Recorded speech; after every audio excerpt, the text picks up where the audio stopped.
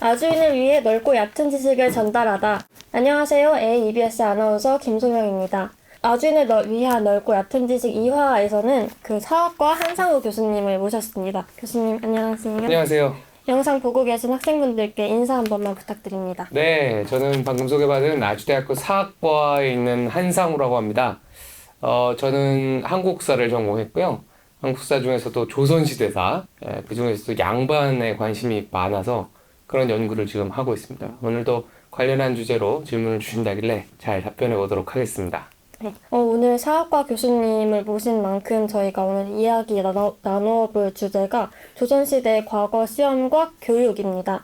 저희가 학교에서 수업을 듣고 졸업하고 또 여러 가지 시험을 보듯이 조선시대 사람들은 어떻게 교육을 받았고 또 어떤 시험을 준비했을지 궁금한데요. 그래서 과거 시험과 관련된 질문으로 인터뷰 시작해보려고 합니다. 요즘에 공무원 시험이 있듯이 조선시대에는 관직에 진출을 하기 위해서 과거 시험을 필수적으로 봐야 했다고 알고 있는데요. 그래서 오늘날의 공무원 시험과 비교해서 과거 시험은 어떤 사람들이 볼 수 있었고 또 어떤 노력들이 필요했었는지 궁금합니다. 네, 오늘날과 관련해서 이야기를 하는 게 이제 역사에서 쉽지 않은 일이지만 네. 꼭 필요한 부분이긴 합니다. 그럼 먼저 요즘 여러분 학생들 중에서도 공무원 준비를 하는 사람들이 예전보다 많이 줄어들었지 않습니까? 네. 그건 오늘날 공무원보다 더 좋은 직장이 많다라고 이제 하는 생각이 때문이겠죠. 반대로 말하면 조선시대는 공무원 말고는 성공할 수 있는 길이 없었다고 보시면 됩니다. 뭐 장사를 잘한다거나 아니면 물건을 잘 만들다거나 이런 식으로 해서 유명해질 수는 있었지만 양반이 될 수는 없었죠. 네. 신분 상승을 못했기 때문에 무조건 과거에 응시하는 것이 가장 좋은 길이었습니다. 그러다 보니까 경쟁률도 높았고 많은 사람이 준비를 하는데 모두가 응시할 수 있는 건 아니었습니다. 누가 응시할 수 있었냐? 바로 양인이라고 하는 계층이었는데요. 이 양인은 국가에 소속된 정식 국민으로 세금도 내고 또 의무도 져야 하는 사람들이었습니다. 그렇게 보면 그럼 나머지 사람은 그렇지 않은 사람이 있겠나라고 하실 수 있겠는데 있습니다. 바로 노비들이죠. 노비는 국가에 대한 의무도 권리도 없는 사람들이었습니다. 네. 그래서 시험에 응시하기 어려웠습니다. 그래서 양인이라면 누구나 응시할 수 있었고 그 양인은 양반부터 시작해서 중인 그리고 우리가 일반적으로 하는 평민들까지 상민들까지 다 응시가 가능했습니다. 그렇다면 어떻게 이제 교육을 하느냐의 문제인데요. 교육을 하는데 시간이 오래 걸립니다. 얼마나 오랫동안 공부를 해야 되는지가 굉장히 중요한 문제였고 오랫동안 집에서 뒷바라지를 해줄 수 있는 사람들이 사실 공부를 했겠죠. 그래서 모든 사람이 공부를 할 수 있지는 않았다. 정도 하면 답변이 되지 않을까 싶습니다. 네. 그러면 이렇게 어렵고 또 경쟁률도 심했던 것 같은데 이런 시험에는 또 어떤 유형의 문제들이 출제가 됐었는지도 궁금해요. 사실 요즘에 수능에서는 뭐 국어, 수학 이렇게 영역별로 나누어져 있잖아요. 네. 그러면 조선시대 때는 어떤 식으로 문제가 구성이 됐었고 출제가 되었는지 궁금합니다. 네. 당연히 여러 종류의 시험이 있었습니다. 오늘날에도 공무원도 직종에 따라 다 시험이 다른 것처럼 조선시대에도 무엇을 시킬 것이냐, 무엇을 할 것이냐에 따라 시험의 종류와 문제가 다 달랐는데요. 가장 중요한 시험은 누가 뭐래도 문과라고 하는 시험이었습니다.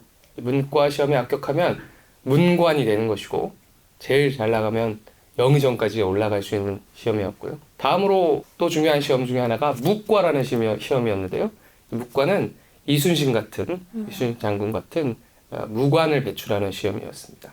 별로 안 좋은 시험이라고도 할 수 있는 잡과의 경우는 아주 특수한 지식을 물어봤는데요. 잡과 중에는 지금으로 말하면 다 전문 직종에 해당하는 의사, 변호사, 번역, 통역가 등등 아주 전문 직종에 해당하는 사람들이었지만 조선시대에는 중인으로 들어가는 사람들이었고 거기에 해당하는 아주 필수적인 지식들만 물어보는 경향이 있었습니다. 대신에 그런 공부는 다른 데서 할 수 없었기 때문에 가족 안에서 지식이 전달됐어요. 학교가 따로 없었거든요.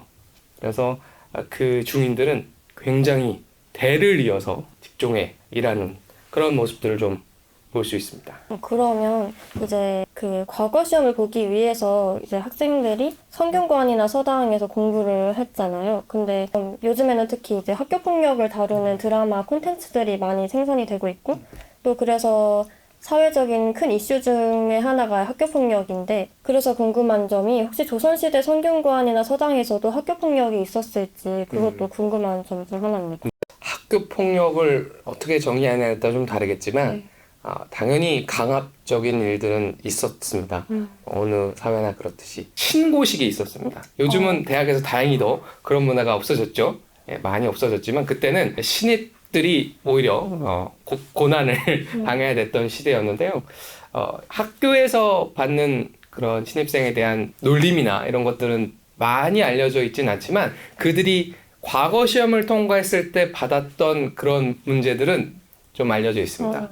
이걸 면신례라고도 하는데요. 예를 들면 이상한 옷을 입기 또는 선배들을 쫓아다니면서 안 해주는 사인 받아오기, 음식으로 대접하기, 또 간식 대접하기, 아니면 이름을 이상한 이름으로 별명으로 바꿔서 부른다거나 하는 등의 여러 가지 그 면신례들이 있었는데 지켰던 모양이에요. 그래서 확실히 조선시대에는 강력한 선배들이 무서웠던 그런 사회가 아니었나 싶긴 합니다. 신고식의 역사가 굉장히 오래된 거네요. 그렇군요. 예, 그렇죠. 그러면 그 서당이나 성균관에서 선후배 질서가 더 강했을지 아니면은 그때는 신분 제도가 있었기 때문에 신분 위계 질서가 더 강했을지 그게 궁금합니다. 네, 당연히 신분이 제일 중요하죠. 일반적으로 성균관에는 양반들이 대부분 들어갑니다. 네. 하지만 지역에 있는 향교라거나 서원이라고 하는 지역에 있는 학교 같은 경우는 양반이 아닌 사람들도 들어가거든요. 그런 경우 사는 기숙사가 달라요. 양반들의 기숙사가 있고 비양반 기숙사가 있습니다. 네. 이런 것부터가 어쩌면 오늘날로 보면 차별이죠. 그런 경우가 있고 그 안에서는 선후배 관계가 매우 엄격합니다. 아무래도 신분제 사회였던 나라이기 때문에 그런 구분이나 차별이라고 말할 수 있을지 모르겠지만 구별이 매우 명확하죠. 그래서 거기에 매우 잘 적응해야 하는 사람이 살아남기 쉬웠을 겁니다. 이제 공부를 하러 들어가서도 공부뿐만 아니라 많은 어려움들이 있었겠네요. 그렇죠. 예. 정말 너무 흥미로운 주제인데요. 저는 개인적으로 또 교과서에서 보지 못했던 그런 정보를 얻을 수 있어서 제가 평소에 궁금증을 가졌던 부분들에 대한 해소를 할 수 있는 시간이었던 것 같아요. 오늘 저희가 준비한 질문은 여기까지고요. 오늘 이렇게 인터뷰 시간 내주셔서 정말 감사드립니다. 네. 그럼 오늘 인터뷰 여기서 마무리하도록 하겠습니다. 오늘은 한상우 교수님 모셔서 이야기해봤고요. 영상 시청해주신 학생 여러분 고맙습니다.